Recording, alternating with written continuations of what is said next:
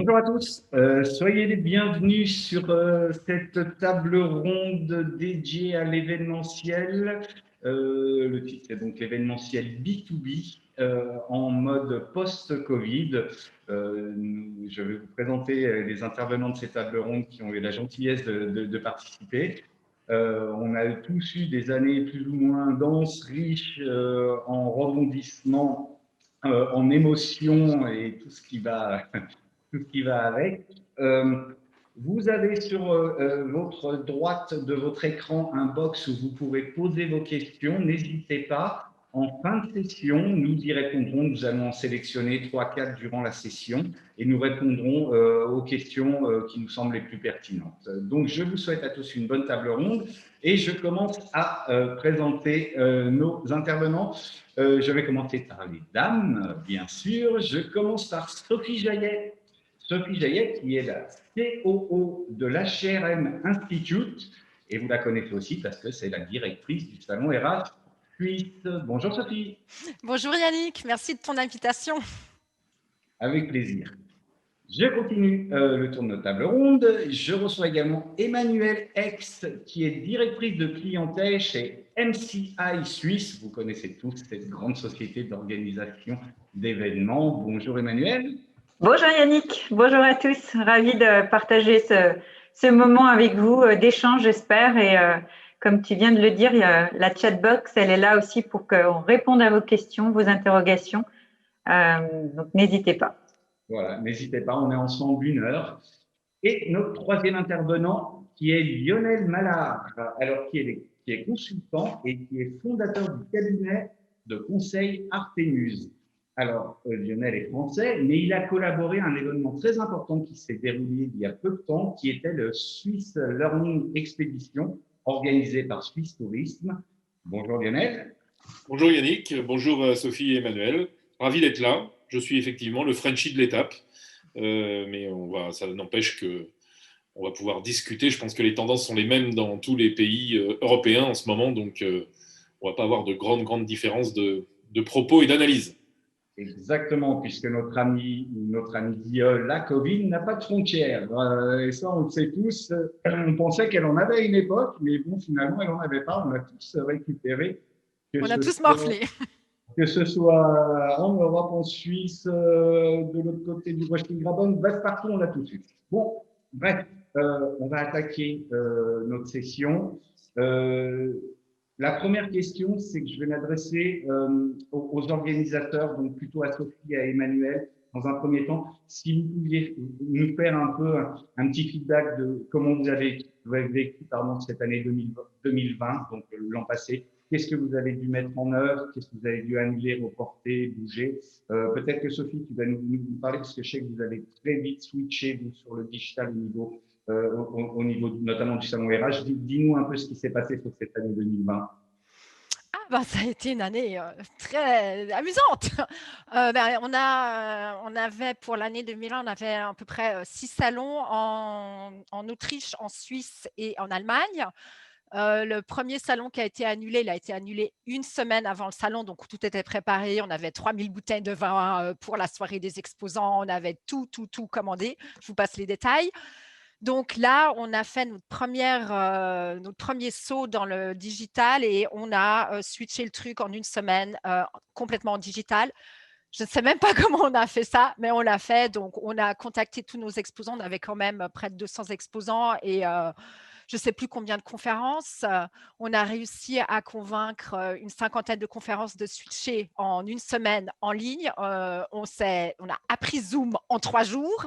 On a tous invité. Ce qui a joué en notre faveur, c'est qu'on avait déjà tous les participants qui étaient prêts à venir au salon physique, qui s'étaient déjà inscrits. Donc, ils étaient déjà dans la base de données. Donc, on leur a fait une newsletter en disant « C'est bon, venez au moins voir les conférences ». En parallèle, on a réussi aussi à préparer des chambres Zoom, Meet et autres pour les exposants pour qu'ils puissent être virtuellement présents pour rencontrer le public. On a eu un succès, je dis modestement, on a eu un succès d'estime. On a eu quand même 1500 participants et 50 conférences plus. Je crois aussi une 50aine d'exposants qui sont venus. Là, on a appris complètement, première leçon de c'est pas évident de basculer un salon physique, de vraiment le basculer en miroir digitalement. Mais j'ai encore fait plusieurs expériences au cours de l'année. On a eu donc 1500 participants, ça s'est très bien passé. Après, on a dû dormir 3 semaines parce qu'on n'en pouvait plus. Après, tous les autres salons, on a commencé par les repousser parce que, pour ne pas entrer quand même dans tous les détails, mais d'annuler un salon, ça a quand même des conséquences de remboursement de clients, etc.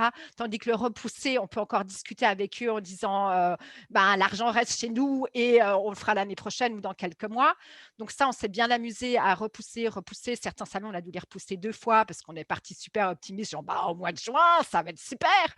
Donc au mois de juin, tout le monde sait que ça ne s'est pas passé.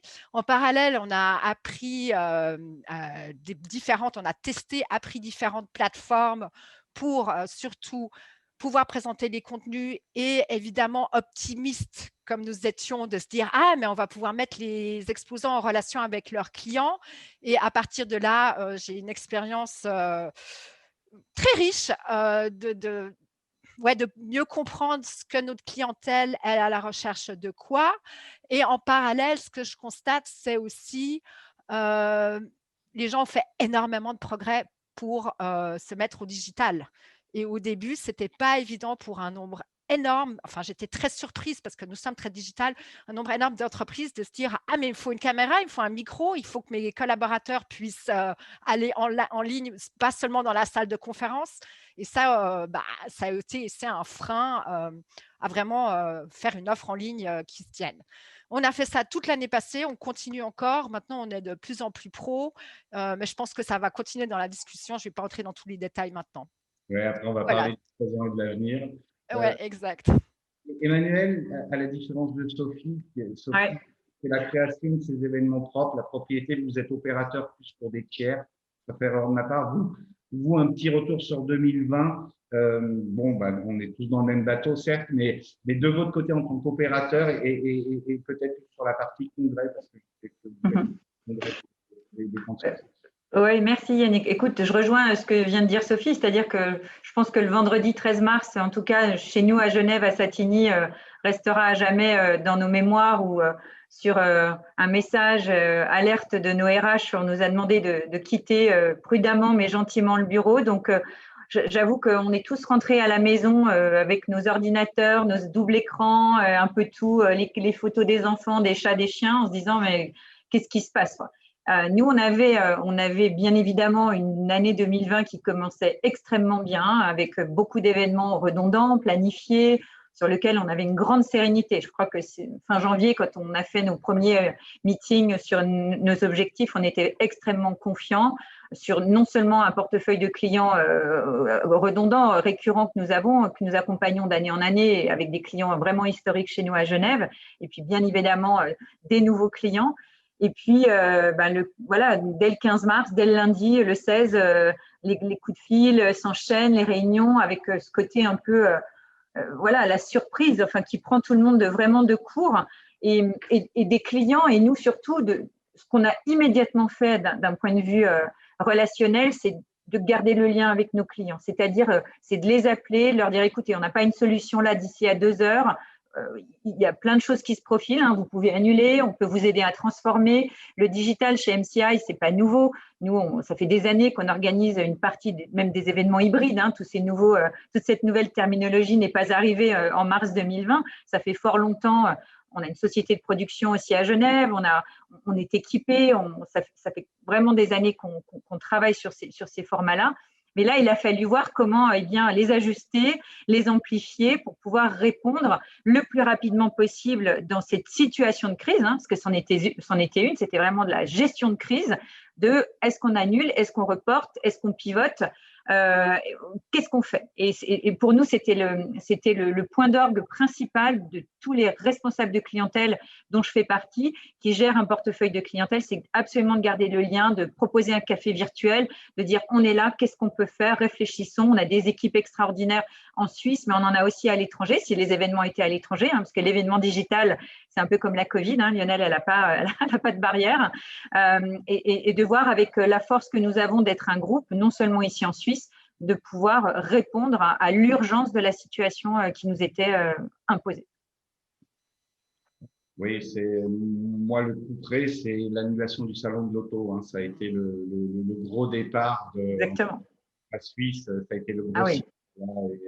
Et c'est amusant parce que j'avais dit à mes collaborateurs 3 semaines avant pour rigoler quand on a commencé à entendre ce mot de coronavirus à l'époque, puisque Covid n'existe pas. Je voulais acheter des masques pour les visiteurs naïvement. J'avais été sur Amazon prendre 3000 masques. Ils m'avaient dit vous êtes parano. Si je vous aurais donné un hôpital, bien évidemment. Ouais. Mais bon, comme quoi, c'est l'anecdote. Alors, ok, bon, là, depuis une quinzaine de jours, il faut bien reconnaître que la situation s'améliore.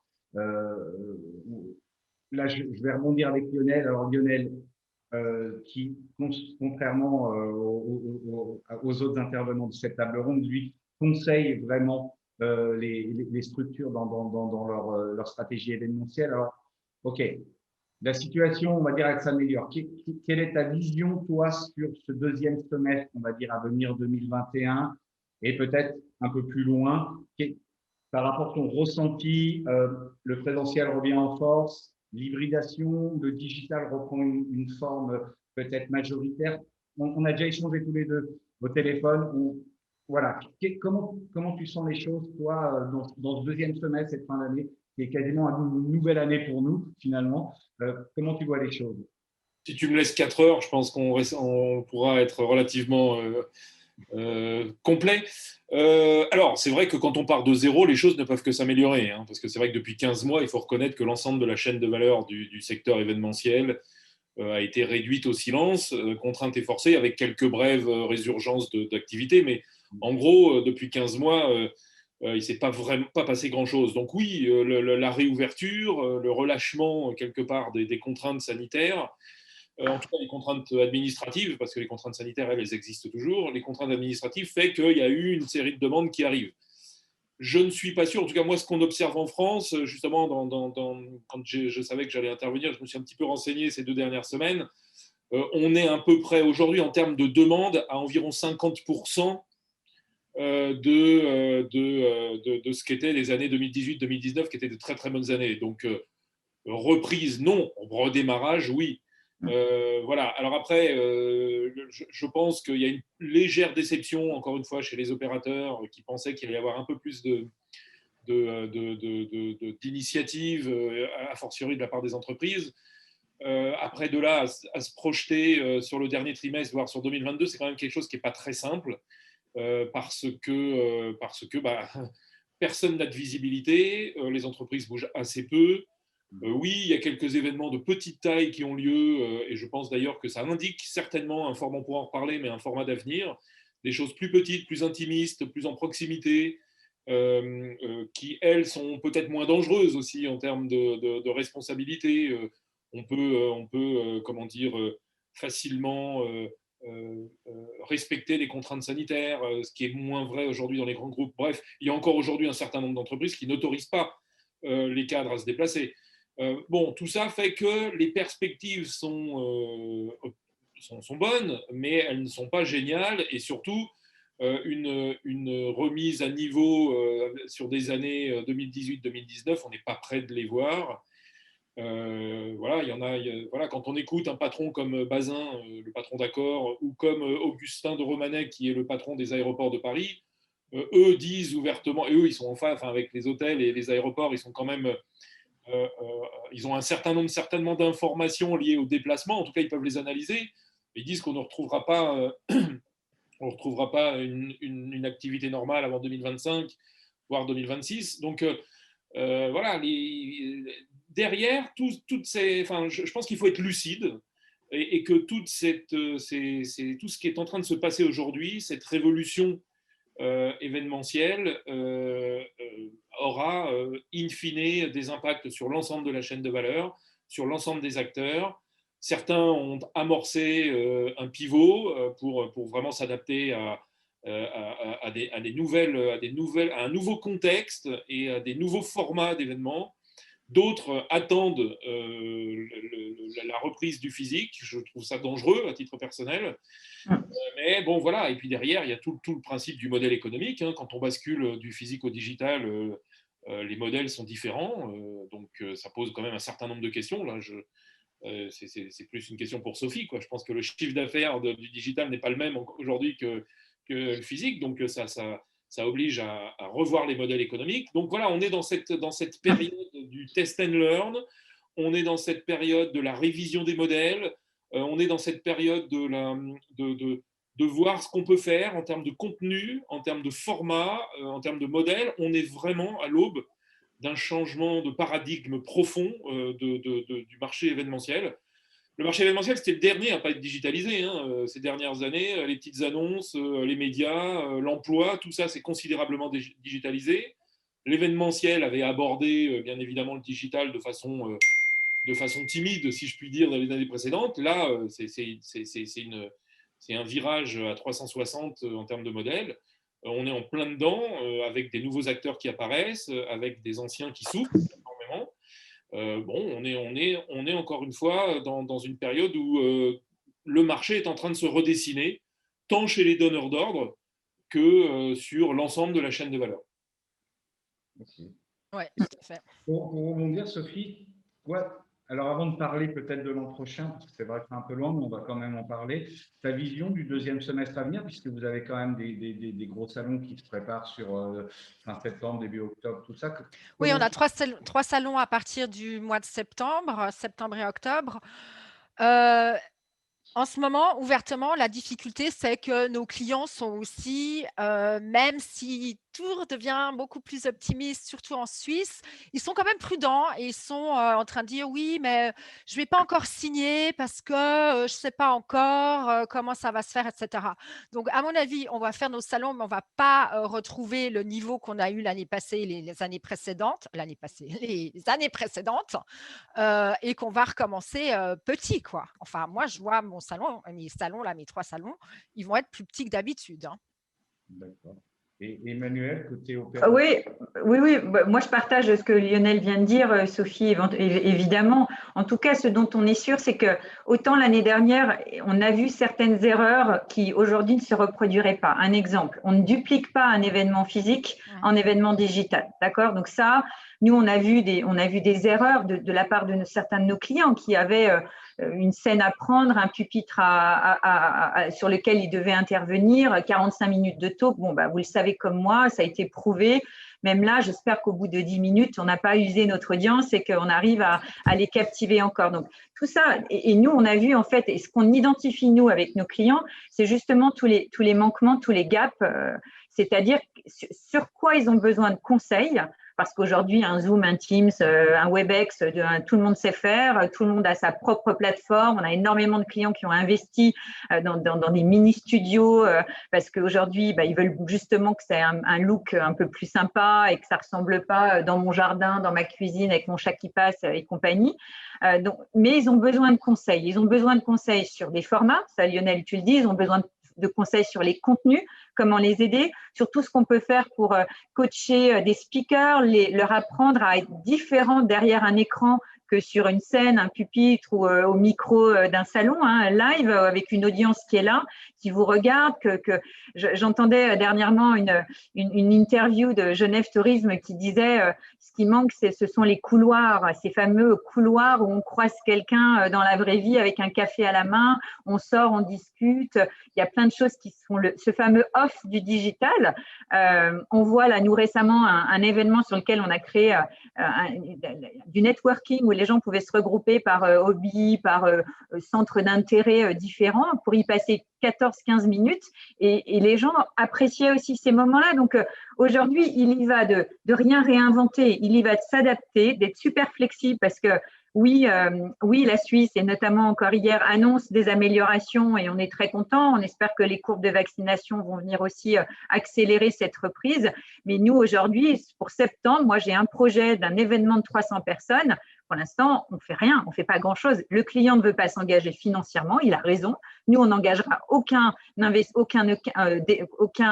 acompte, rien, aucune manne financière avec le restaurateur ou l'hôtelier de Genève. Il comprend très bien, et ça, c'est vraiment génial parce qu'on n'a pas à passer des heures à négocier des frais de ci, d'annulation, de report. Ça, c'est entériné, c'est acté, si vous voulez, aujourd'hui. Maintenant, c'est comment on va être agile last minute pour pouvoir, nous on le voit, il va falloir être très agile et aujourd'hui se concentrer sur l'essentiel d'un événement, de son contenu, de son arborescence et puis prendre les bonnes décisions en les ajustant au fur et à mesure jusqu'à ce qu'on ait des autorisations ou pas. Mais on est suspendu à ça de toute façon pour des événements réels. Après, sur la partie digitale, nous, ce qu'on constate, c'est toute cette partie hybride. Alors, hybride, c'est quoi? C'est pas 50%. C'est pas 50% virtuel, 50% physique. Ça peut être 90, enfin, il y a énormément de variabilité possible sur un événement hybride. Et régionalement, hein, Lionel, tu as raison, nous aujourd'hui, si on est content de pouvoir accueillir des Suisses, quelques Français qui ne sont pas en zone rouge et qui n'ont pas la quarantaine à passer, ma foi, on est ravis. Mais voilà, on est sans arrêt obligé de s'adapter. Et finalement, cette adaptation-là, elle crée aussi un champ des possibles qui est intéressant et sur lequel il faut absolument maintenir un lien encore, je le redis parce que moi, mon job, c'est d'être la voix du client, mais de se concerter et de continuer d'échanger avec nos clients pour être sûr qu'on ajuste en fonction non seulement de la législation, des restrictions. Nos protocoles Covid sont safe, on pourra en parler peut-être tout à l'heure parce que ça aussi, c'est un des grands assets non seulement de la Suisse, mais aussi de toutes les agences et de tous les collaborateurs, de tous les partenaires dans toute cette chaîne de valeur qui sont capables d'organiser aujourd'hui des événements où personne n'a de doute, en tout cas, sur les protocoles mis en place. Et ça, je pense que c'est très important pour le futur de nos différents événements. Oui. Il y a aussi cette notion de peut-être plus petits événements, plus locaux, tout ça, qui auraient plus de chances de ressortir. Bon, moi, j'avoue que le LEC, je suis assez optimiste. Je vais être sincère pour fin septembre, je suis assez optimiste. J'ai eu pas d'expo ce matin au téléphone. J'ai eu des normes qui sont imposées. C'est pas.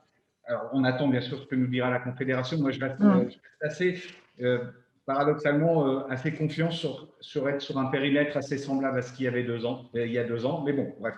Et puis voilà. Alors maintenant, OK. On ne va pas y échapper, le digital de demain dans l'événement. Okay, on l'a tous introduit plus ou moins, on a fait des choses. Là, j'en fais une en ce moment, le LEC virtuel. En fait, le LEC virtuel est né en fait début janvier quand il y a eu la variante anglaise. Parce que là, vraiment, j'étais paumé. Je disais, est-ce que je vais faire un LEC physique cette année? Donc, je vais au moins faire un virtuel. Donc, on le fait avec succès en ce moment. Mais allez, dites-moi votre sentiment sur le futur. Imaginons qu'on revienne à la normale. OK, le Covid, c'est derrière, on est vacciné. On a fait les choses bien, alors ça peut être fin 2021, début 2022, mi-2022. Qu'est-ce qui va changer par rapport à vos modèles que vous gérez, Lionel? Toi, tu m'as parlé de gestion de communauté quand on a échangé. Tu peux m'en dire un peu plus sur comment toi tu ressens cet aspect-là? Oui, l'événementiel est mort. Vive l'événementiel. Pas tout de suite. Une certaine forme de l'événementiel. En fait, la version totalement éphémère de l'événementiel est morte. C'est-à-dire les fondements de la création d'événementiel il y a une trentaine d'années, qui était de réunir ponctuellement des communautés, n'est plus envisageable aujourd'hui pour plein de raisons qui seraient un petit peu trop longues à expliquer, mais aujourd'hui, c'est clair que, en tout cas chez les organisateurs de salons, qui ont un asset extraordinaire qui est bien évidemment la communauté qu'ils arrivent à réunir, et bien évidemment les exposants, donc 2 communautés, ils sont au milieu de cette communauté-là, ils favorisent la relation. Aujourd'hui, je pense que cette relation, elle ne peut plus être réduite à un événement de 2 ou 3 jours dans l'année. Aujourd'hui, tout le monde le refuse. Enfin, les entreprises n'ont jamais été très contentes d'être exposantes. Enfin, jamais très contentes. Elles ne sont jamais satisfaites. Elles sont toujours en dessous de leurs objectifs. Enfin, vous, organisateurs de salons, vous en savez certainement quelque chose. Bref, il y a toujours eu, historiquement, des relations difficiles. Et puis, en fait, il y a un annonceur qui m'a dit il n'y a pas très longtemps, les salons, c'était les seuls endroits inutiles où il fallait que je sois. Parce qu'à un moment donné, il y a eu la nécessité de se montrer à côté de ses concurrents, mais qui dépasse tout cadre et des objectifs un peu concrets. Donc, il y avait une remise en cause latente du média salon, je trouve, moi, depuis plusieurs années. Et là, on se rend compte que oui, la relation qu'on peut entretenir avec un exposant, il faut l'entretenir tout au long de l'année.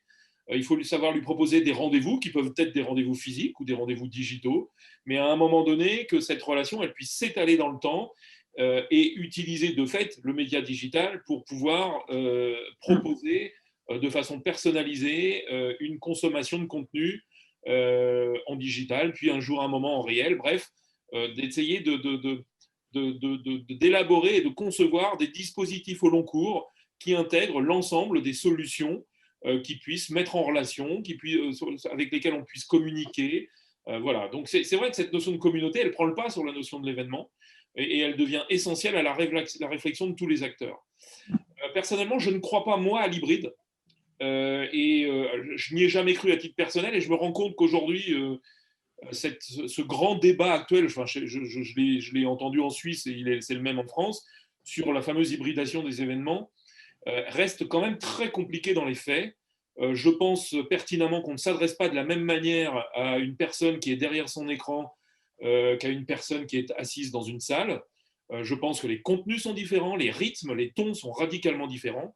Et je ne vois pas comment un événement unique pourrait être, à un moment donné, diffusé à la fois à des audiences réunies dans un lieu et à des audiences réunies derrière leurs écrans.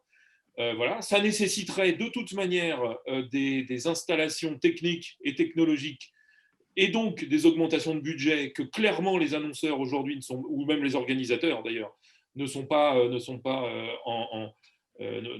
enfin, ces augmentations de budget, ces donneurs d'ordre n'y sont absolument pas favorables par les temps qui courent. Bref, je trouve que je pense que le ballon de l'hybridation des événements va très très vite se dégonfler.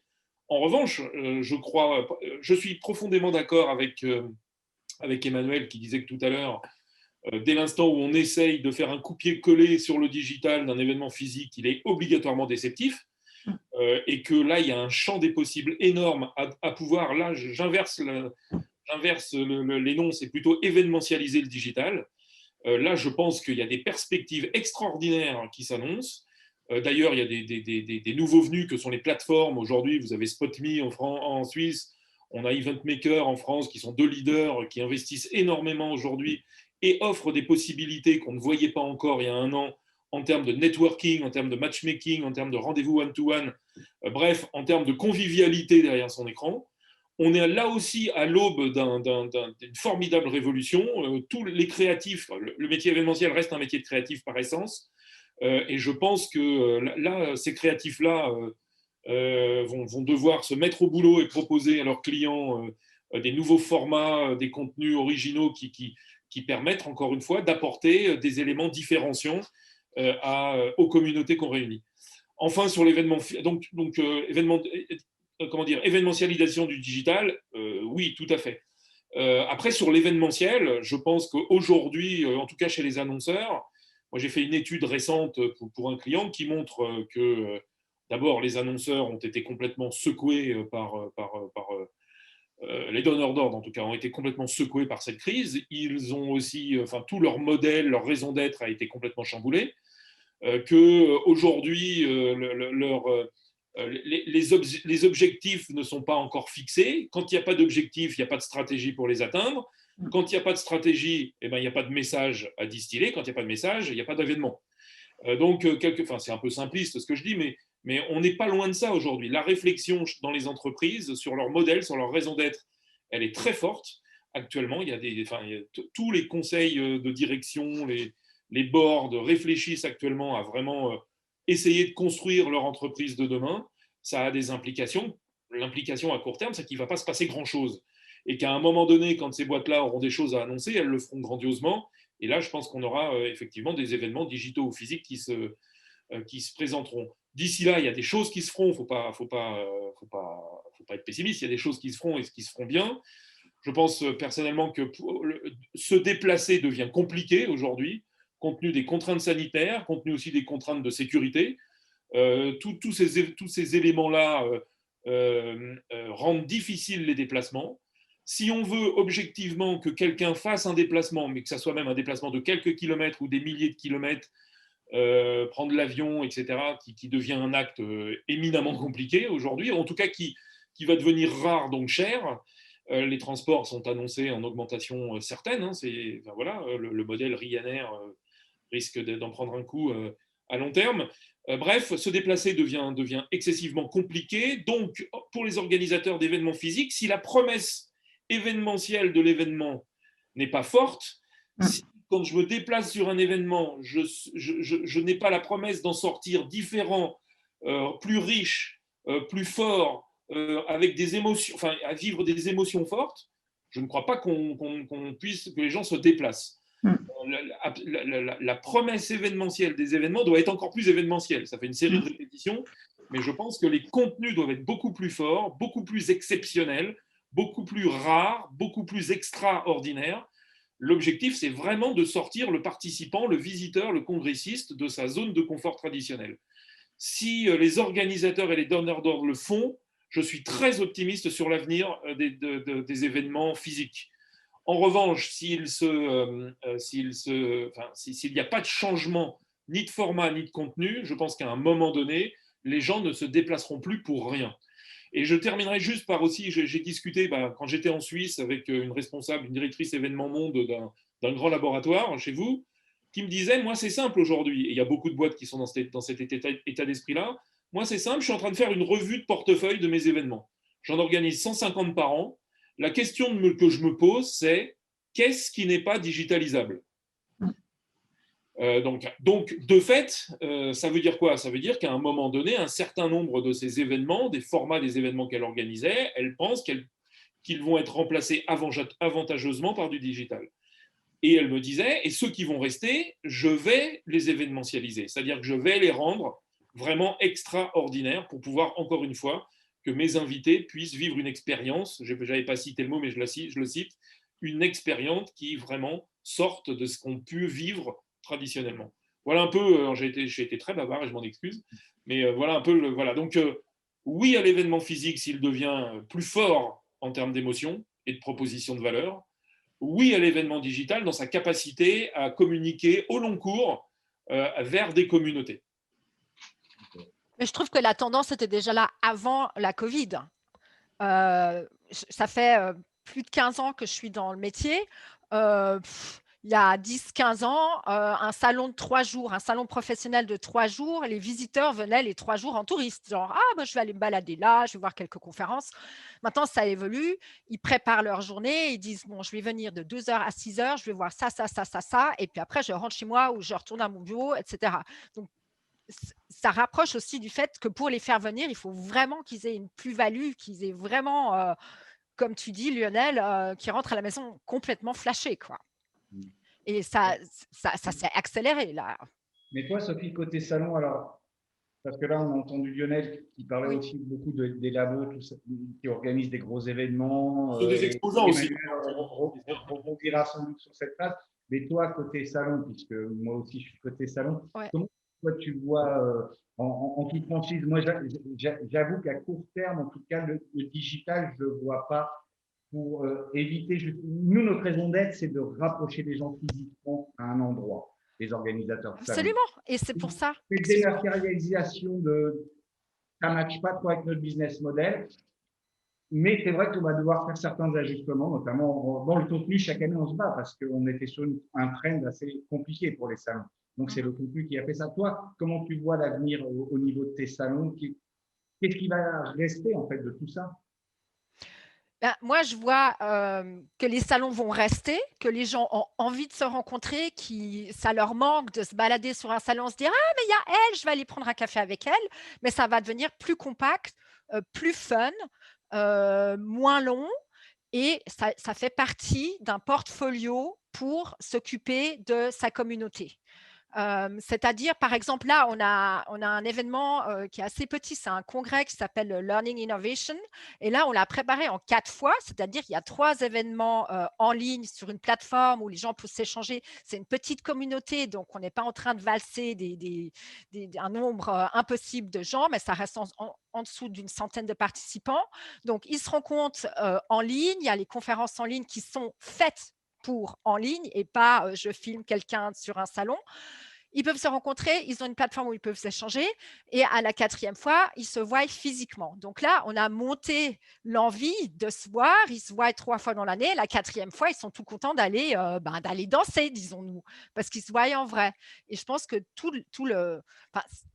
je trouve que il faut prendre soin de sa communauté. Il faut leur proposer pas seulement le salon physique, mais une newsletter avec des infos, pas de la pub, avec des vraies infos, leur proposer des webinars, leur proposer des workshops en ligne. Et à la fin de l'histoire, tout le monde a très envie de se voir parce que ça fait plusieurs fois dans l'année qu'ils se sont vus en ligne. Après, il y a une question du modèle qui est quand même essentielle. Voilà, est-ce que je fais payer ma newsletter? Est-ce que je fais payer ma communauté? Parce que je ne veux pas faire de pub, parce qu'à un moment donné, j'ai ma propre légitimité d'organisateur qui est quand même un acteur actif de la communauté. Donc, si je trahis la confiance de mes visiteurs en leur distillant une offre qui est très promotionnelle, je risque de la fâcher et elle risque de la perdre. Dans les modèles, c'est pas simple et ça nécessite chez les organisateurs une profonde réflexion, à la fois d'ailleurs stratégique, mais aussi derrière dans les compétences à agglomérer autour des équipes pour encore une fois animer cette communauté. D'accord. Et beaucoup de connaissances aussi. De votre côté, Emmanuel et MCI, comment vous voyez-vous le demain? Alors moi, je serais moins pessimiste que Lionel. Non, je plaisante. En fait, vous savez quoi? Je pense qu'on n'a pas encore de quoi comparer rien, en fait, en ce moment. Les événements d'avant, on est quasi tous 99% sûrs qu'on ne les fera plus comme avant. Ce qu'on vient de faire depuis 14-15 mois, et je pense qu'on a tous de très beaux exemples de transformation réussie. Il y a eu des ratés, il y a eu des bugs, il y a eu plein de choses, mais ma foi, c'est la courbe d'apprentissage. Nous, ça fait des années qu'on discute Figital, alors pas hybride, mais Figital, et que ce composant humain, nous, on l'a placé au cœur de toutes nos stratégies aujourd'hui d'engagement, parce qu'on ne parle pas que d'expérience, Lionel, on parle aussi d'engagement. Et ça, aujourd'hui, on est capable de mesurer l'engagement d'un participant sur un événement digital. C'était peut-être plus facile à décrypter quand on se rencontrait dans la vraie vie et qu'on pouvait analyser énormément de choses en faisant des questionnaires de satisfaction et des choses comme ça. Mais en tout cas, nous, ce qu'on voit, c'est qu'il va y avoir… on voit une reprise en tout cas des événements physiques en Suisse avec des demandes à l'international sur la fin du dernier trimestre 2021 et encore plus optimiste pour le premier trimestre 2022. Là, je vous parle d'événements, pas seulement des événements régionaux, avec des marchés locaux où on fait venir les zones frontalières de la Suisse et on se réunit ici à Genève, à Zurich, à Bâle, mais on voit aussi une volonté de certains clients qui ont reporté des événements à l'international de vouloir continuer de les faire. Maintenant, on est suspendu, voilà, comme tout le monde, aux restrictions de voyage. Est-ce qu'il va y avoir une sélection Lionel, tu parlais de cette société pharmaceutique et qui se pose des questions sur son calendrier événementiel et nous, on accompagne nos clients dans cette réflexion-là. Est-ce qu'il faut faire 150 événements, 50 et en faire 5 forts physiques, réunir les gens? Est-ce qu'on sélectionne? Est-ce qu'on laisse le choix aux gens de voyager? Moi, personnellement, j'ai hâte de reprendre l'avion et de me retrouver quelque part si les conditions sont réunies, si je sais qu'en face, les protocoles sont respectés, si c'est pas trop complexe. Donc, voilà, on va voir un petit peu comment ça se passe.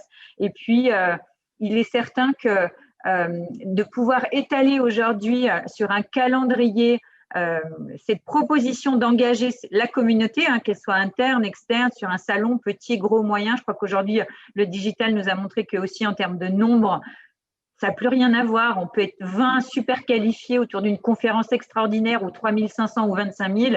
Voilà, je crois que les chiffres aujourd'hui, ils ont explosé un petit peu dans tous les sens.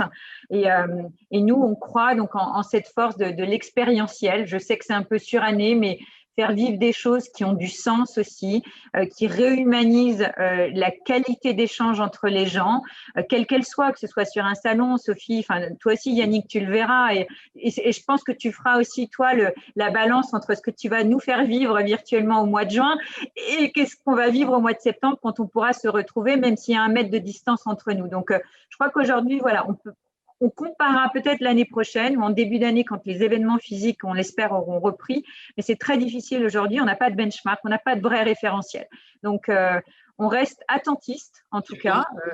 Et je crois qu'on n'a pas le choix, mais il faut être là, il faut être force de conseil dans les solutions, alors pas que dans les outils, parce que des outils, je crois que c'est pas ça qui fait la sélection aujourd'hui, mais dans ce qu'on va pouvoir, avec quoi on va pouvoir nourrir 45 minutes de contenu digital ou 3 jours, c'est quoi le juste format. Et je crois que nos clients, ils ont aussi appris beaucoup.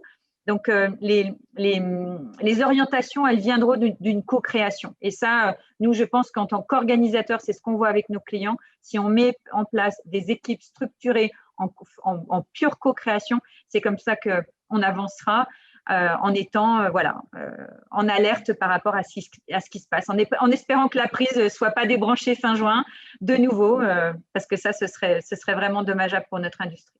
Mais beaucoup d'optimisme quand même, voilà. Mais restons en alerte et soyons prêts à réagir, peut-être en dernière minute si les choses se réouvrent convenablement. Alors, on va arriver petit à petit au terme. Moi, je vais juste faire un parallèle. Moi, je reste très, très mesuré par rapport à l'évolution et notamment l'introduction de la digitalisation dans l'événementiel. Je rappelle juste que le e-commerce annoncé il y a depuis des années comme une révolution, personne ne peut dire le contraire ici, ça représente que 3% du commerce global. Donc, pour finir, je vais vous interroger rapidement tous les trois. Je vais vous donner 3 mots. Vous allez me dire votre choix prioritaire sur la digitalisation, l'hybridation et l'arrivée du digital dans l'événementiel. Pour vous, c'est une évolution logique, une révolution ou un buzzword qui va vite s'arrêter? Sophie, qu'est-ce que tu en penses? Évolution logique. Lionel? Moi, je vais dire révolution parce que alors je ne parle pas de mes collègues qui témoignent aujourd'hui avec moi, mais le mot digital, mine de rien, n'a jamais profondément existé dans la chaîne de valeur de l'événementiel. Il n'y a pas de culture digitale chez les acteurs de l'événementiel, quels qu'ils soient, y compris les agences. Je parle de globalité. Je ne dis pas qu'on ne trouve pas des gens pertinents et compétents, mais dans leur globalité, il n'y a jamais eu de culture digitale parmi je me fais des ennemis en France quand je dis ça, mais voilà. Et à tel point que d'ailleurs j'ai été dans un autre débat avec un grand patron d'agence quand à l'écouter était le grand professionnel de l'événementiel digital de demain, et je lui ai dit, écoute, tu devrais aller faire un tour sur ton site internet. Il n'y a pas une seule fois le mot digital de prononcer. Donc, à un moment donné, il n'y a pas de culture digitale. Par contre, cette culture digitale-là, elle est, à mon avis, essentielle dans les stratégies d'avenir, dans les dispositifs d'avenir. Je crois profondément à la rencontre physique, parce que l'homme est fait pour ça, tout simplement. Là-dessus, il n'y a pas de débat. Mais je crois aussi qu'à un moment donné, tout ce qu'on est en train de vivre nécessitera un réajustement digital. Bon, ça ne sera pas de l'ordre de 3%, j'en suis convaincu. Mais qu'à un moment donné, ce qui va compter, et là-dessus je suis d'accord avec Emmanuel, c'est le contenu, c'est ce qu'on va dire, c'est ce qu'on va vivre, c'est ce qu'on va échanger, c'est ce qu'on va co-construire, c'est tout l'engagement qu'on va y mettre. Et c'est effectivement, s'il n'y a pas cette révolution-là dans les événements, quel que soit le support, effectivement, les gens ne se déplaceront plus ou n'ouvriront plus leurs écrans. Emmanuel, alors? Moi, je vais faire exprès de dire une adaptation révolutionnaire. Je te fais un mix des deux parce que j'aurais aimé choisir les deux, parce qu'on vit quand même des moments extraordinaires. Ça ne veut pas dire que c'est facile, hein, loin de là. Ça ne veut pas dire que tout est noir. Mais je crois que ces bouleversements, ils nous ont tous vraiment changé. Ils nous ont changé, nous, personnellement, humainement, à la maison, dans notre quotidien d'hommes, de femmes, de parents, de copains, d'amis qu'on n'a pas vus depuis tant. Nos clients aussi, qu'on n'a pas vus depuis la nuit des temps. Donc, voilà, il faut… Et ce bouleversement… Ouais, il reste très intéressant d'un point de vue humain. On n'a pas parlé de neurosciences, il faudrait que tu fasses une nouvelle séance, Yannick, parce que les sujets sont tellement vastes et variés et tout est très intéressant aujourd'hui. Voilà. Donc, moi, j'aime les deux, l'adaptation et la révolution. Je trouve que la combinaison des deux est un joli mix. La bataille de l'attention. La bataille de l'attention, très jolie. Ouais. Très joli. Le combat de l'attention, c'est un des sujets phares de l'avenir événementiel. Absolument. Voilà, face à la multiplicité des stimuli qu'on peut avoir dans notre vie pro, perso. Voilà, comment émerger, comment capter l'attention des gens. J'ai vu qu'une étude là, qui était sortie sur Internet où avant, il fallait 9 secondes sur une page d'Internet pour convaincre les gens d'aller plus loin. Maintenant, il n'en faut plus que 6. Donc, voilà, on zappe encore plus vite qu'avant. Ouais. Donc, si on rate ces 6 secondes, eh ben, on peut changer de métier quelque part. Mais oui, mais c'est les gens qui regardent les vidéos YouTube et les podcasts à vitesse 1,5. Hein. C'est exactement ça. Ah, mais c'est impressionnant. des fois, je fais ça. Non, pour participer un peu au débat, je pense que cette fin d'année 2021, c'est le physique qui va reprendre son dessus parce qu'on a besoin de se retrouver. Et des ajustements stratégiques digitaux ou autres vont sans doute arriver sur cette fin d'année, mais très tard, voire sur 2022. C'est mon avis. Et donc, je pense que le laisse. Partage ton avis. Le 21-22 septembre sera l'occasion, tous en Suisse, de se retrouver physiquement, de trinquer. Et en plus, on fêtera nos 10 ans. Donc, je croise les doigts pour qu'on puisse faire cette grande nocturne que je suis en train de mettre en place finalement depuis 15 mois, puisqu'elle a été. Alors, merci à tous. Merci, cher public. Merci, chers brillants intervenants. Nous allons désormais procéder à la réponse à vos questions et on va se retrouver sur l'appli en live pour procéder pour répondre aux questions qu'on aura sélectionnées durant cette table ronde. Merci à tous. Merci Sophie, Lionel, Merci. Emmanuel. Et on se retrouve tout de suite en live pour répondre aux questions de nos chers visiteurs. Eh bien, bonjour. Bonjour, nous sommes en live. Vous voyez, on a tous changé un peu de tenue. Eh bien, merci pour cette intervention. Alors, on a eu pas mal de questions. Comme on a encore à peu près une dizaine de minutes, je vais déjà en sélectionner une. On nous a demandé un peu, puisqu'on parle de l'événementiel B2B post-Covid, quid du vaccin, passeport vaccinal, passeport sanitaire, je ne sais pas comment on va l'appeler réellement. Il y a eu des annonces il y a peu de temps, alors je ne sais pas trop si c'est de l'officiel, si c'est des annonces ou autres, la jauge à 3 000, la jauge à 10 000, le passeport sanitaire. Alors la jauge à 3 000, ça sera au 1er juillet et la jauge à 10 000 au 1er septembre. Alors là, je m'adresse à vous, mesdames, puisque vous intervenez essentiellement sur le territoire suisse. Est-ce que vous avez des infos, vous, là-dessus ? Parce que moi, je n'ai pas encore vu Palexpo, donc je ne sais pas. Mais c'est vrai que c'est une donnée fondamentale à prendre en compte sur l'avenir de l'événementiel, quoi qu'il arrive. Sophie, je ne sais pas si… Alors, nous, on a reçu ce matin… bonjour à tous déjà. On a reçu ce matin une petite communication officielle qui vient de Berne et qui annonce… Moi, il y a 2 mots que je retiens, c'est simplification et harmonisation des règles. Parce qu'il y a quand même un chaos… Il y a quand même un chaos mondial dans qu'est-ce qu'on fait, est-ce que c'est un test antigénique, un test PCR, le double vaccination, les deux, bon bref, avec quoi on a l'impression qu'on se surblinde aujourd'hui. Moi, je vais aller à un salon physique la semaine prochaine en France et on nous demande aussi les doubles vaccins si nous les avons, le test PCR, bon bref, tout ça est en train de se digitaliser sur des plateformes qui existent en fonction des pays. Mais en tout cas, la simplification, on va vers ça et je crois que c'est une lueur d'espoir aussi dans notre métier de réunir des gens tout en les rassurant, en confiance. Maintenant, encore une fois, c'est ce qu'on vient de dire pendant ces 45 minutes d'échange, restons attentifs et prudents. Vous avez vu l'Angleterre avant-hier, Boris Johnson qui annonce que pendant 4 semaines, on est encore, eux sont suspendus jusqu'au 19 juillet. Donc il y va des variants dans certains pays. En tout cas, chez nous en Suisse, ça a l'air plutôt optimiste sur sur les différentes ouvertures, même les discothèques. Enfin, c'est assez fabuleux de voir comment Genève là est en train de revivre avec ce beau temps. Ça fait du bien. Bon, là, maintenant, avec la visite de Poutine, oui. c'est un peu fermé. Hein. Oui, c'est vrai. Vous, sur France, ça a déjà un peu rattaqué. J'ai vu les premiers salons événementiels, on va rattaquer, Lionel, il me semble. Par contre, je ne connais pas les conditions pour accéder au hall d'expo et compagnie. Alors, ça a réattaqué mollement. Alors, les conditions, je ne les connais pas de façon très, très précise. Aujourd'hui, je crois qu'on peut monter jusqu'à 1000 personnes en France, dès l'instant où on respecte aussi l'ensemble des dispositifs sanitaires, masques et distanciation physique. Je pense qu'il va falloir qu'on s'habitue à effectivement exercer dans ce marché de l'événementiel avec un virus qui circule.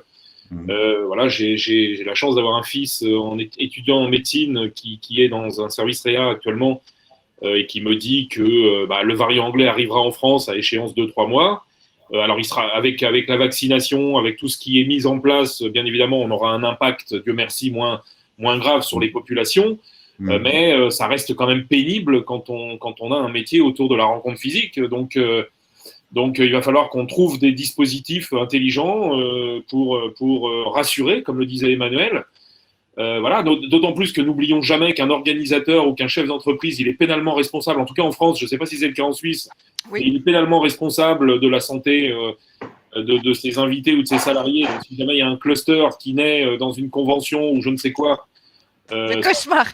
ça pèsera sur voilà, et je pense que c'est un frein aujourd'hui à la décision dans un certain nombre d'organisations. Bon, donc voilà, il faut absolument. Je pense que les dispositifs pris ici et là vont dans le bon sens, qu'il faut absolument restaurer la confiance, ça c'est essentiel. Donc il faut faire preuve éminemment de pédagogie. A priori, tous les tests qui sont faits dans les concerts et autres montrent qu'une population bien préparée, qui a fait un test PCR bonne et due forme ou qui a été doublement vacciné, il n'y a quasiment aucun risque qui se passe sur l'événement en lui-même. Donc, il faut aller dans ce sens-là. Après, il y a effectivement une partie des libertés individuelles qui sont remises en cause. Hein. Est-ce qu'on peut obliger quelqu'un à se vacciner? Est-ce qu'on peut obliger quelqu'un à montrer son passeport sanitaire? Ça, c'est des vraies questions de liberté individuelle. Dans nos pays occidentaux, ça reste quand même des questions fondamentales. Je n'ai pas de jugement à partager là-dessus. Voilà. Il y a quand même quelques études, enquêtes qui sont sorties. A priori, on va vers une baisse structurelle dans les salons, une baisse structurelle des visiteurs et des exposants de l'ordre de 30%. Bon, voilà, ça remet en cause quand même un certain nombre de modèles, hein, 30% de moins d'exposants, 30% de moins de visiteurs, y compris d'ailleurs chez les congrès. Bon, voilà, je pense que ces organisateurs-là, eux, compte tenu de l'état de leur économie aujourd'hui, ils sont obligés d'annoncer et de faire des événements physiques, on le sait très bien, l'essentiel de leur activité. Je pense que dans les 6 mois à venir, on va avoir des vrais retours sur justement est-ce que la confiance est restaurée auprès des exposants, est-ce que la confiance est restaurée auprès des visiteurs. Voilà, et puis toujours cette problématique qu'on a dite précédemment, là, qui est de dire attention, pour justement passer toutes ces étapes qui dégradent un peu l'expérience, hein, se faire fouiller parce qu'on est quand même encore en zone rouge au niveau terroriste, montrer son passeport, se faire prendre la température et je ne sais quel autre dispositif. Enfin, voilà, c'est quelque chose que moi je considère à titre personnel comme étant agressif. Je suis prêt personnellement à passer ces étapes-là qui ne sont pas forcément très agréables. Si je suis convaincu que derrière tout ça, il y a une expérience très forte et qu'il y a quelque chose que j'ai envie de voir, il y a quelque chose qui va me transformer, quelque chose que je vais améliorer qui je suis, je vais faire du business, je vais aller négocier des affaires, je vais apprendre. Enfin bref, là-dessus, il faut que l'expérience derrière soit forte. Et là, effectivement, je pense que dès l'instant où la confiance sera revenue, et ben, chacun des visiteurs passera ces étapes-là successives et pas forcément très agréables, parce qu'il sera convaincu que derrière, que ça mérite le coup d'avoir tout ça, et parce que derrière, il y a quelque chose de fort à vivre. Ok. Mais alors, justement, je rebondis là-dessus. Alors, puisqu'on était vraiment dans le digital, alors est-ce que le digital peut justement combler cette déperte sur les événements physiques pour ceux qui ne veulent pas justement se faire vacciner ou autre et pouvoir suivre un événement à distance? Ou alors le digital va peut-être cannibaliser l'événement physique? Voilà, c'est quoi le juste équilibre entre les deux? C'est dur comme question, hein, parce que même moi, je n'ai pas les réponses. Sophie, t'en penses quoi? Parce qu'on va être confronté à ça, finalement. Est-ce que le digital va me cannibaliser ou est-ce qu'il va m'amener des gens qui ne veulent pas venir en physique? Ça peut être aussi ça, le débat autour de l'avenir de l'événement post-Covid, l'événementiel. Qui peut répondre à cette question? Ouais. C'est du try and error. Il y a peut-être une petite anecdote que j'ai été invitée à un webinar en ligne, très intéressant, j'étais à fond dedans, etc. Et on m'a dit, ouais, inscris-toi au webinar et si tu ne peux pas venir, on t'envoie la vidéo après. Et bien moi, j'ai choisi de regarder la vidéo après parce que dans ma vie busy, machin, j'étais là, ah non, ça je sais déjà, je saute, là je vais plus vite, là je retourne en arrière, je réécoute. Donc, le charme d'un événement live, c'est d'être avec les autres personnes, de pouvoir improviser, de pouvoir poser une question, d'avoir un débat avec son voisin qui n'est pas d'accord. Et ça, c'est très difficile à réaliser en digital. Et c'est ce qu'on a dit aussi dans le débat, c'est que le format digital n'est pas je filme quelque chose en live et je le stream. Et là, on est en train de chercher des nouvelles choses, non? Ouais.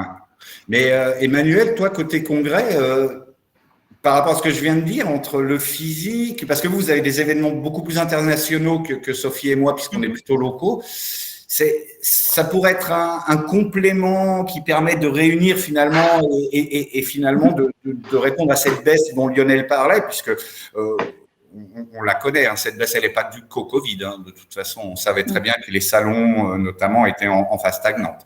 Toi, Emmanuel, côté congrès, puisque c'est plus votre spécialité.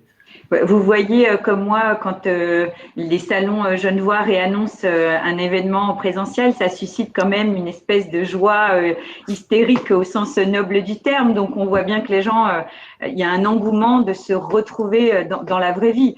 Ensuite, voilà, la question, le sujet est très, très compliqué encore aujourd'hui d'y répondre complètement.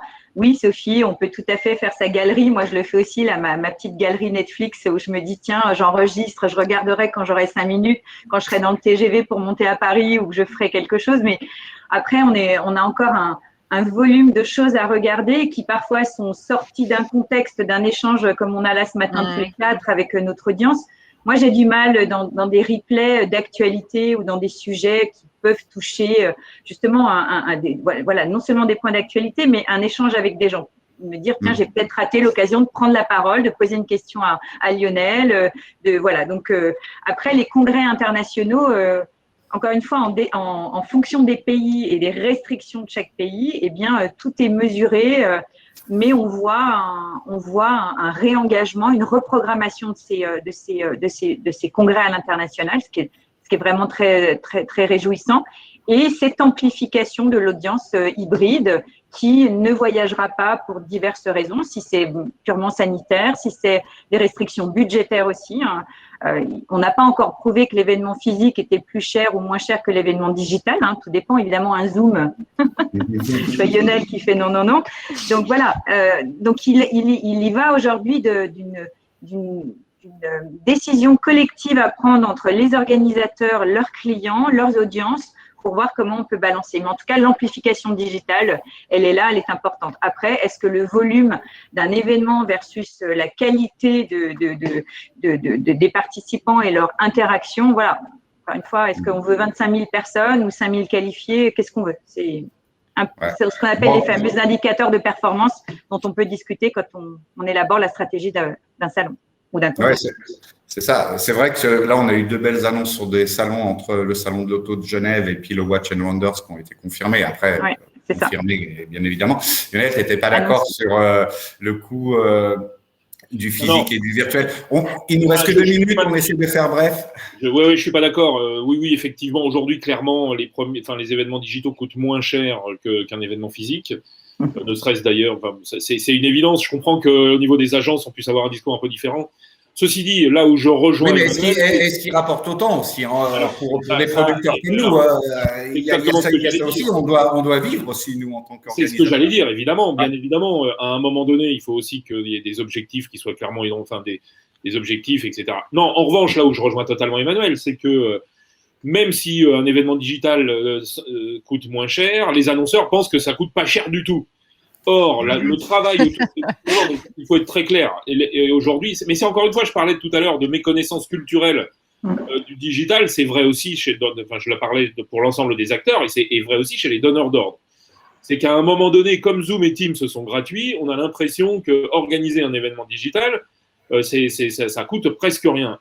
Ça nécessite un travail. Mais c'est pas gratuit, Zoom et Meet. C'est pas gratuit. Non, mais moi, c'est une ressource d'énergie et outre le coût financier, c'est vraiment l'éducation, l'apprentissage, faire interagir les gens. Ça a été. Et pourtant, ça fait 10 ans que je suis dedans. J'ai les cheveux blancs, mais là, cet événement virtuel, le leg virtuel. voilà, je suis content qu'il soit, qu'il soit lancé, mais c'était compliqué, hein, vraiment. Et pourtant, j'ai 10 ans de digital avant l'événementiel. Bref, bon, voilà. Il nous reste 30 secondes. En tout cas, 1000 merci.